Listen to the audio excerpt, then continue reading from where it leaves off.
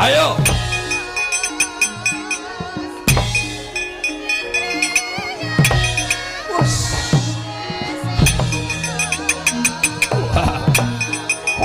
Hei.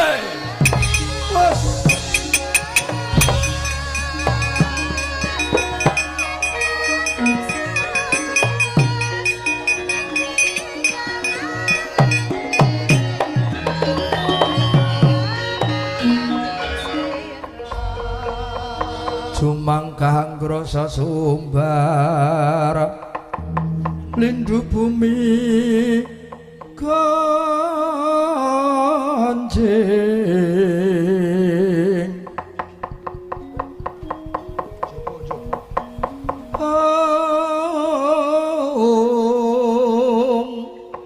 gumaludu guntur ketuk umok kang jalonidi lumimbak penyuku mambang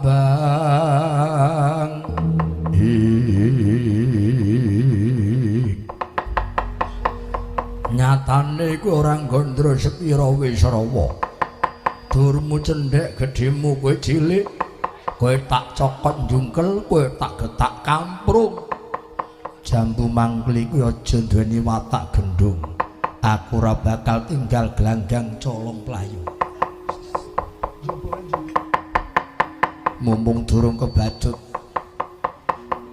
kowe tak elingke manglunga janggamu manjing dadi sumitraku ora sudi ayo tinimbang aku ngaku sedulur karo kowe Panthenono aku Wisrawa jemparingku Tampanana buta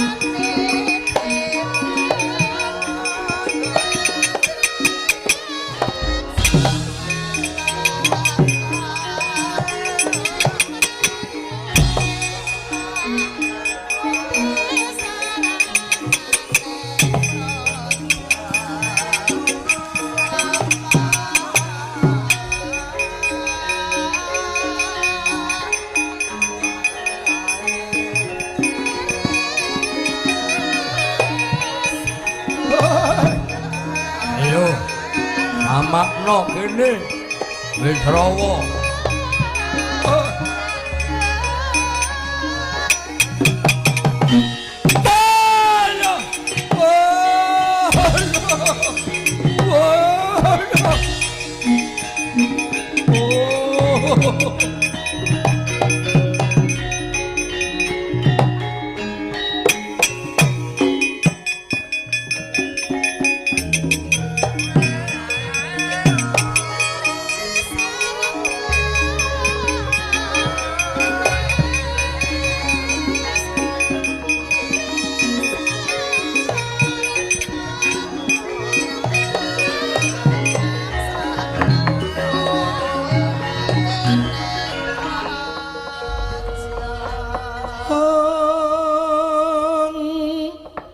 suram-suram dewangkara kingkin ler mangus wokang layon danya ilang memanise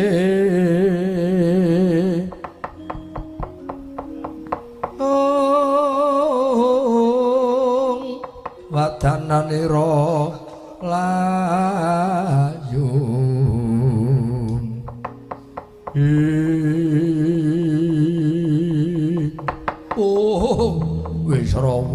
Wisrawa kowe nyangdak jemparing nganti tatas lengenku sisih kiwa aku dadi cacat kaya ngene Wisrawa ayo jamu mangkul moro gage maju mrene yen kowe manut karo capku ora bakal tigolan mentala wah mbuh ora weruh glendang-glendeng swaramu ora kena dirungokke saka kadohan ayo sampurna aku pateni aku wis rawa. Oh.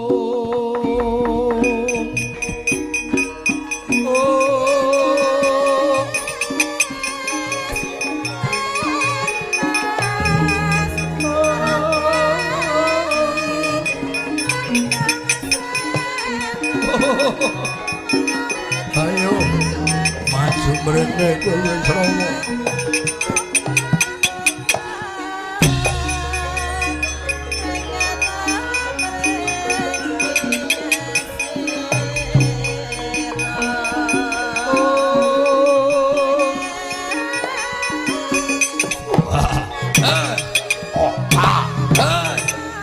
Canda.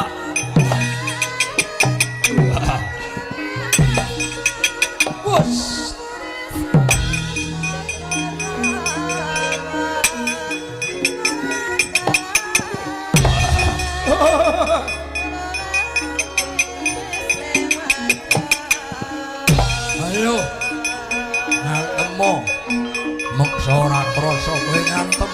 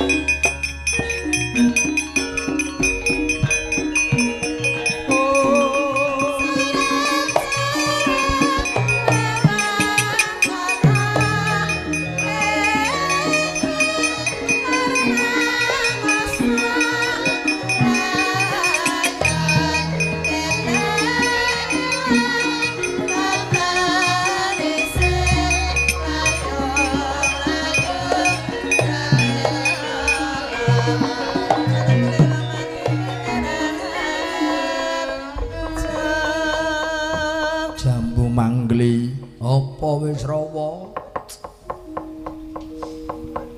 Nadyan kowe wis tugel lengenmu sisih kiwa. Parandene kowe isih duweni kasekten. Maju ning palagan kowe nubruk-nubruk, kowe nyokot. Mongko dayane panas ngungkuli mawa bathok. Ora usah ngalem karo mungsuh wis rawa. Kowe ora usah ngalem karo mungsuh. Ayo, aku sampurnakno. Kowe aja tanggung-tanggung kowe nyikara karo aku. Sepisan maneh yen kowe gelem manut manglunga janggamu. Manjing dadi sumitraku lan tak jaluk rilaning atimu. Ewa semono yen kowe nekat kowe njaluk supaya disampurnake. Aku yo bakal tegel karo ora kena dirungokke omong apa kowe. Ayo ngomong sing iso dirungokke. Kowe kandha apa wis rawa jemparingku tampa nono Jambu Mangli.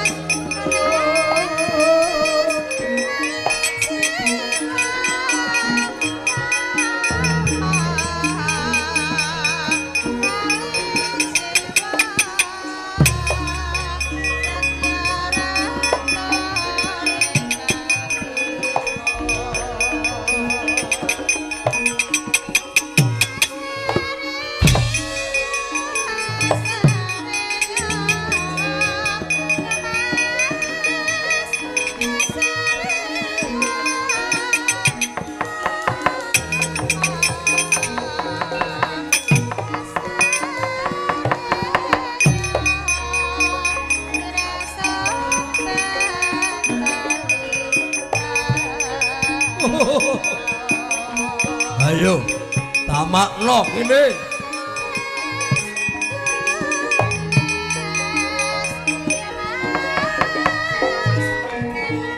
Begawan Wisrawa nyandak Jemparing ingkang kaping kalih cinantelaken kekendheng bedhonge murup saobor gedene gumerit swarane kebat kaya kilak gesit kaya tangkis susu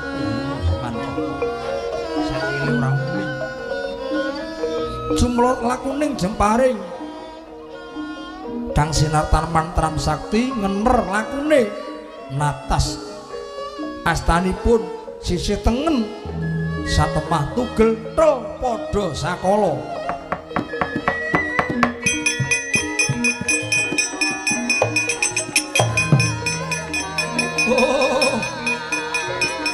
ayo amatno ngene Wisrawa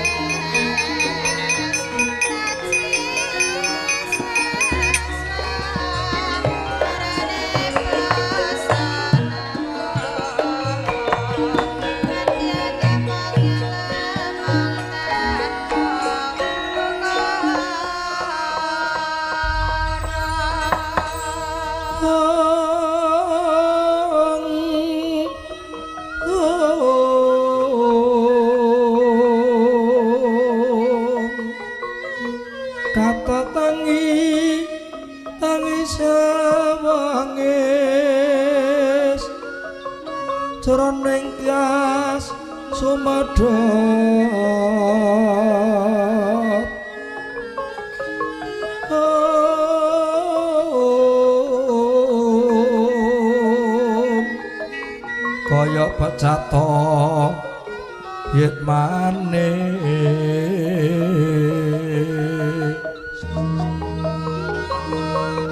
kengken maragiyo ana longso nanutup diri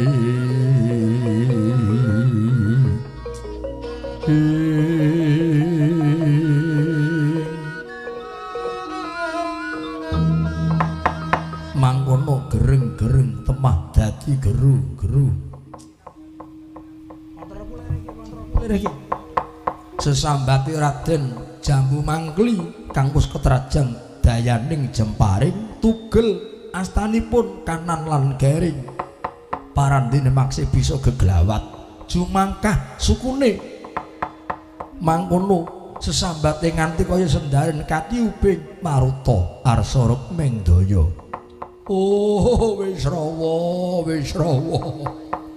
kowe kuwi pendhita kowe kuwi brahmana kowe tanding karo aku kok ora tok sampurnake ning malah aku disiksa kaya ngene iki dipreteli lengenku kiwa lan tengen Wisrawa yen kowe manut karo capku Jambu Mangkli kowe ora bakal cacat ragamu nang mergo hamba gunung watakmu ki sing tok sandang satemah aku kudu tega karo kowe.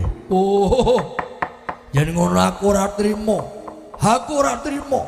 kowe pendhita derajate padha karo ulama padha karo kiai lah kok kowe nyempal aku kok kowe niksa karo aku Wisrawa ayo nono kridane Jambu Mangkli nadan aku wis ora duweni lengen ora duweni tangan kiwa lan tengen ning aku isih saguh mateni kowe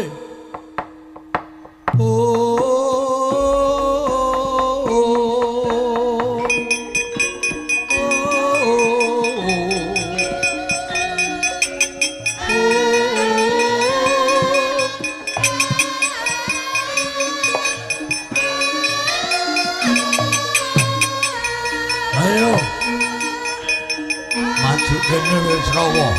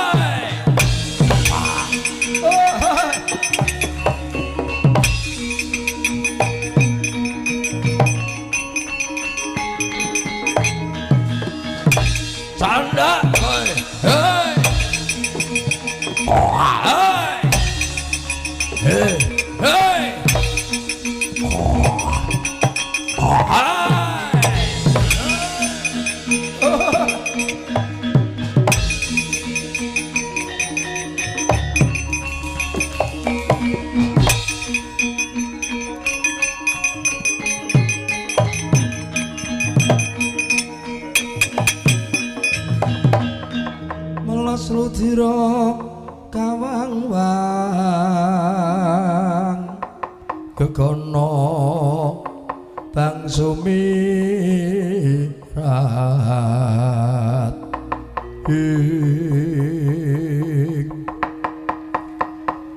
kowe isih kalah karo aku, kowe kendhe karo panguwasaku Wisrawa. Aku wis ora duweni lengen, ora duweni tangan. Lek aku iso maeka kowe, tak cokot kowe njungkel, tak getak kowe kuntal. Aja watak gendong kowe jambu mangli. Sepisan meneh aku bakal nyampurnake uripmu. Kene nyeklo gaman tamakno kene Wisrawa. Oh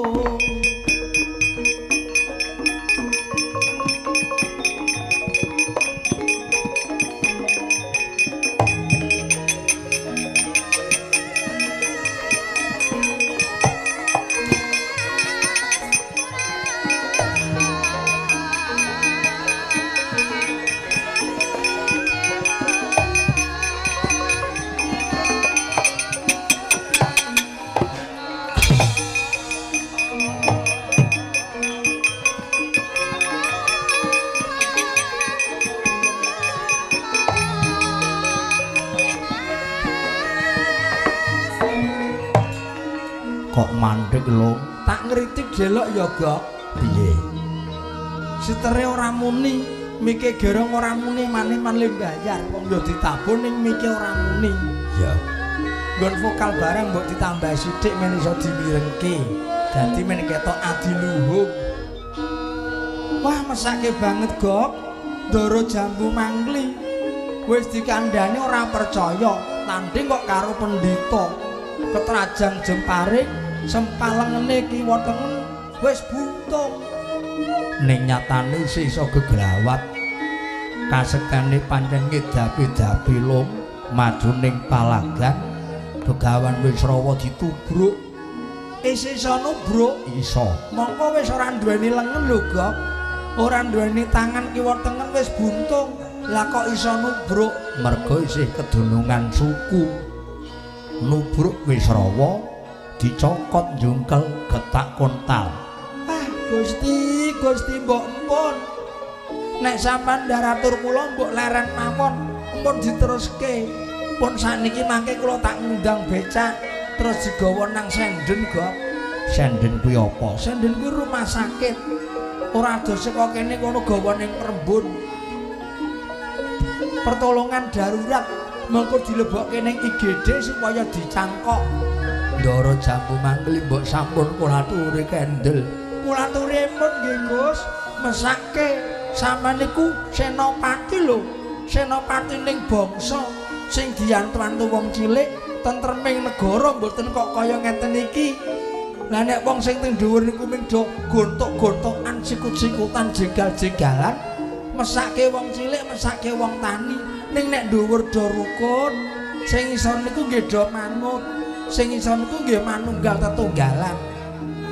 Ewa semanten yen sampean mboten kersa ndaratur kula. Sakarepmu wis, Gok. Awake dhewe le ngomong wis sayah, kono ora wurung ya ora percaya. Wis garis ditontoni wae. Oh. Oh.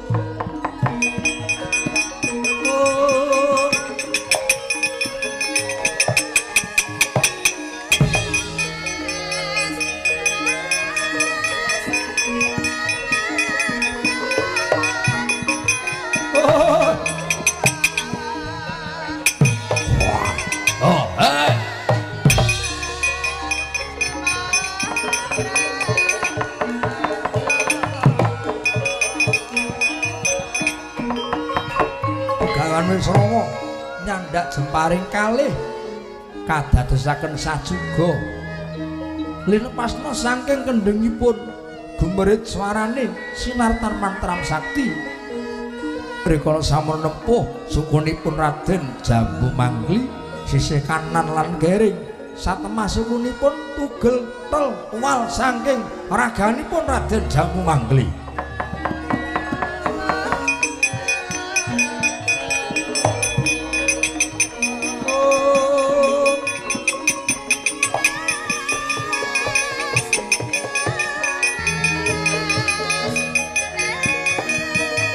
Ayo tamakno. Hei! Oh!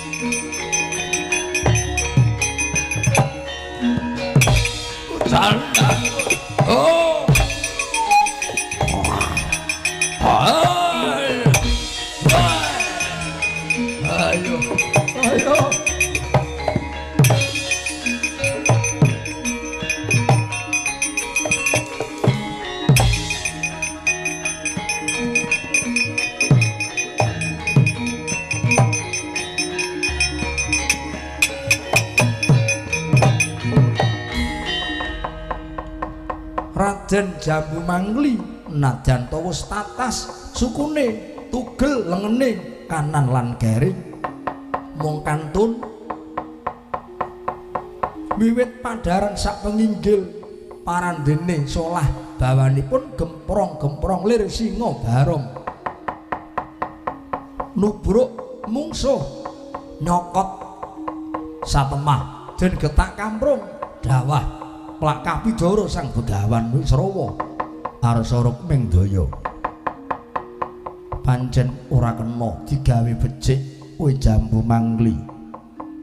Oh Wisrawa kowe meksa niksa aku kaya ngene iki aku ora tok pateni ning kok malah disiksa ditugeli dipreteli lengenku lan sikilku. Aku rila yen pancen kowe iso mateni aku sampurnakno aku Wisrawa pungkasane jemparingku Pancawisaya bakal tak sampurnake uripmu Jambu Mangli. Oh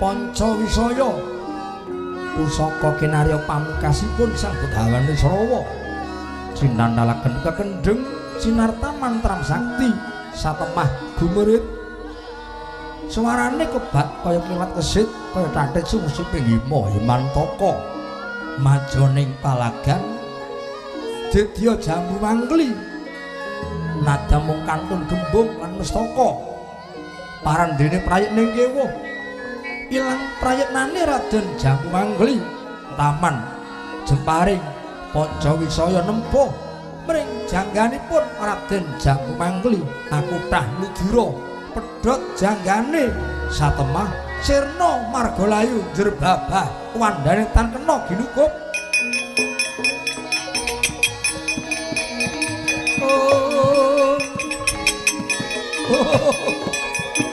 ayo patenono aku Wisrawa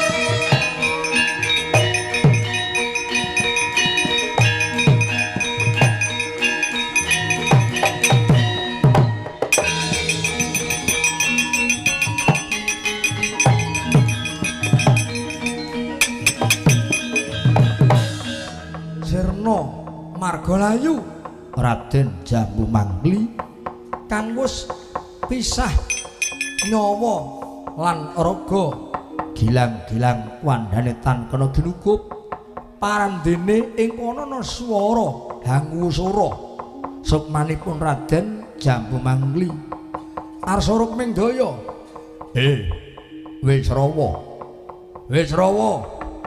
aku wis tumekaning pati tak relake patiku sing mateni kowe ora dadi apa mbok menawa kinudrat keparenging Gusti nanging eling dieling aku sing ora nrimake kowe kuwi pendhita kowe brahmana derajate padha karo kiai padha karo santri lah kok kowe nyiksa aku lengen lan sikilku dipreteli disempal-sempal kaya ngene iki muga disekseni jagat saingsine rening kowe wis menggawe kowe wis nandur besok bakal ngunduh waing pakarti anakmu besok calone ana sing mati disempal-sempal kaya aku Wisrawa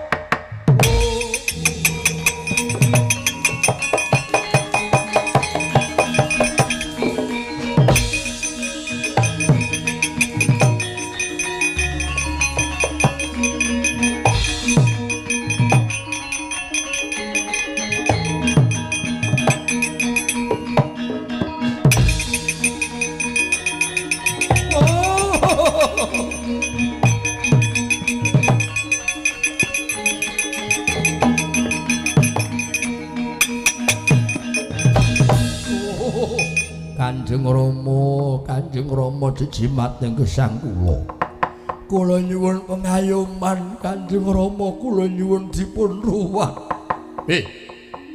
iki kok ana wujud raseksa kowe nekuk dengkul ngrangkul karo panjenengan ingsun sumungkem ambok apa dianggep aku iki apamu patuko menika Sudarma kula aku ora nduweni anak wujude buta kaya dapurmu Rama mugi ndadosaken priksa bilih ikhlasipun kula menika ingkang putra Rama yen kowe ngaku anakku jenengmu sapa nami kula pun Sukesa Rama awit kula menika nginguk wonten sak jawining Jatulaya caket kaliyan Kori Jatulaya kula uninga ing sinipun sastra Jendrayana ngrat pangruwating yaksa satemah kula kenging walating Gusti Salah kedaden kula dados aduh anakku kowe Ger. Mati aku.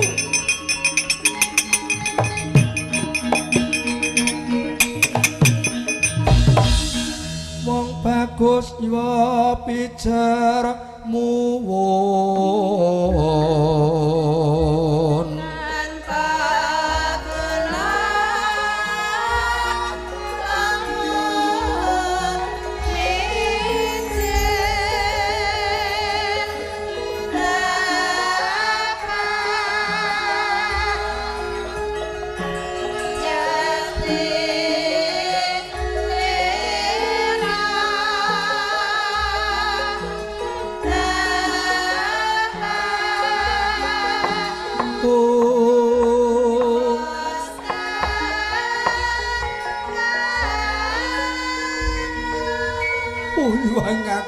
Iwang Gaduh ingkang lepat kula Gusti ingkang lepat menika kula sekawit ingkang mutrah wedharipun sastra Jendraya Ningrat menika yuga kula pun sukesi lebet kula menika keladuk piyangkuh kula kepengin ngulingani ngantos anak kula dados korbanipun sukesa kula wonten dawuh Rama kula nyuwun dipun ruwat ora ana titah sing bisa ngruwat kowe kejaba kowe gedhekke pamratobatmu kowe gedhekke pamratobatmu nyuwun marang panguwasaning Hyang Widiwasa aja nganti kendhat panembahe kanthi dalan puingger muga-muga dadi sarak sarana bisa ruwat mala trimalamu nggih sukesa.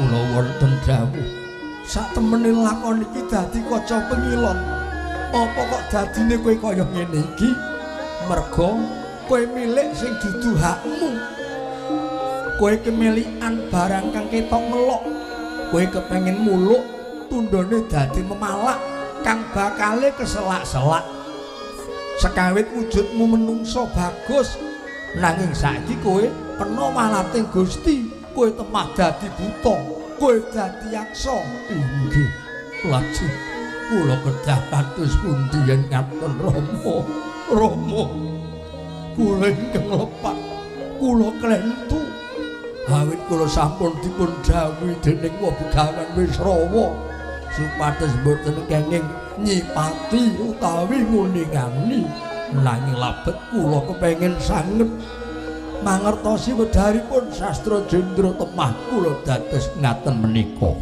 seksanana jagat saingsine araning kowe wis saiki dadi buta wujudmu raseksa kowe bakal tak wenehi aran ora mung Sukesa nanging tak wenehi aran Yogaku Prahasta.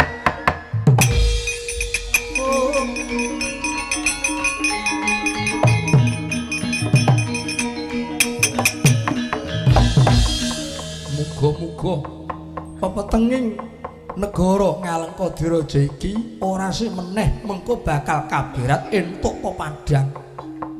Nanging eling dieling lakon kang wis dumadi kinarya pengati-ati kang wis kelakon dadi kaca pengilon.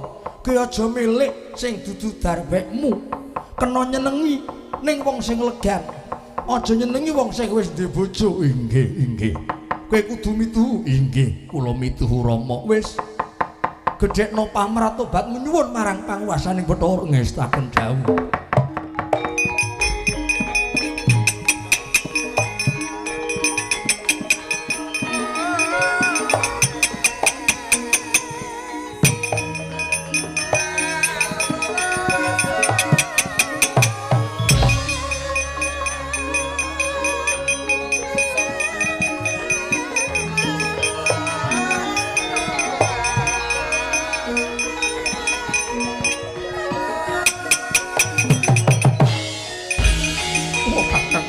monggo monggo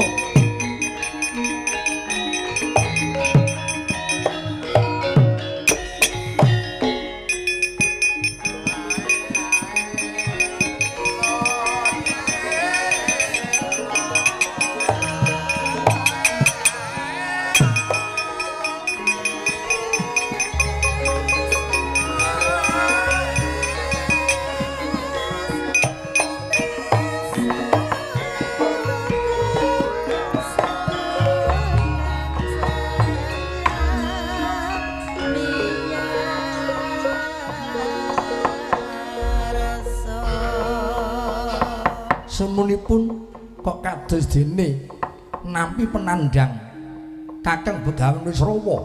Yai Prabu, aku mung bakal nyaosi priksa yen upama Wisrawa dianggep luput, pidana apa sing bakal tok paringake bakal tak sandhang. Keparingipun kados pundi? Yoga pulunanmu Jambu Mangli, merga tak kandhani dheweke ora manut lan ora mituhu paripaksa Wisrawa tegel tak sampurnake satemah. Yoga pulunanmu Jambu Mangli titiwanci kelunggan iki wis tumekan ning pati. Aduh nggih Jambu Mangli.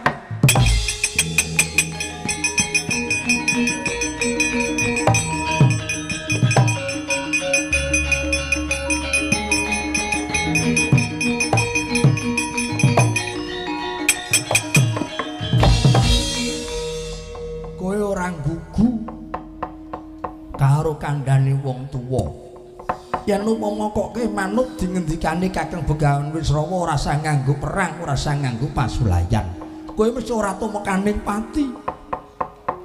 Yen aku dianggep luput patrapana pidana Yai Pak, mboten paduka menika mboten klentu, mboten lepat, namung yoga pulunan kula pun Jambu Mangli ingkang klentu awit mboten mituhu.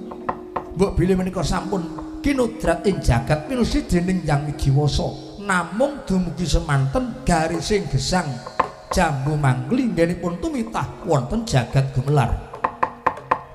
Prayogining lampah dasaripun adreng lan cugeng pamodhahipun yoga kula pun Nini Sukesi sampun ngantos kadaluwarsa kula dherekaken manjing wonten Taman Sari Kakang Penemban.